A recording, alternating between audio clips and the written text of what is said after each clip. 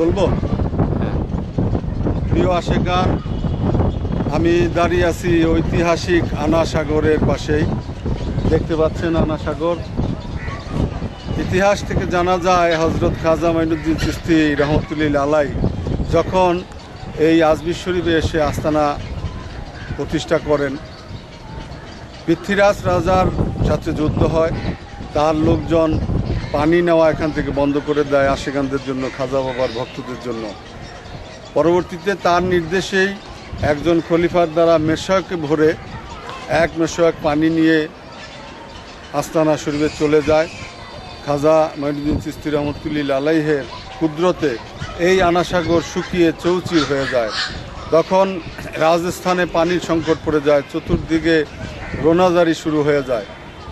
সেই সময় রাজার লোকজন এবং সমাজের লোকজন সকলেই খাজা গরিব নওয়াজের কাছে ক্ষমা প্রার্থনা করেন। পরবর্তীতে তার নির্দেশেই আবার সেই মেশক ভর্তি পানি এই আনাসাগরে ঢেলে দেওয়া হয়। আবার আনাসাগর পানিতে পানিতে পরিপূর্ণ হয়ে যায়। এই রাজস্থানে মানুষ এত পানি একসঙ্গে দেখেনি, আজও নেই, যার জন্য এটাকে সাগর হিসাবে আখ্যায়িত করা হয়। অ্যাকচুয়ালি এটা সাগর নয়, একটা লেক। অতিরিক্ত পানি বিধায় এটাকে সাগর হিসাবে সবাই জানে।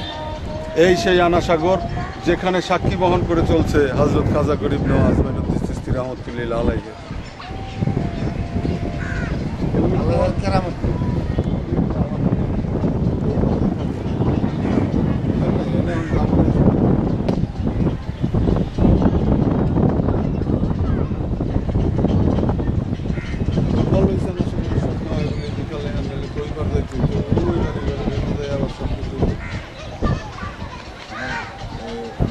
বোট ভালো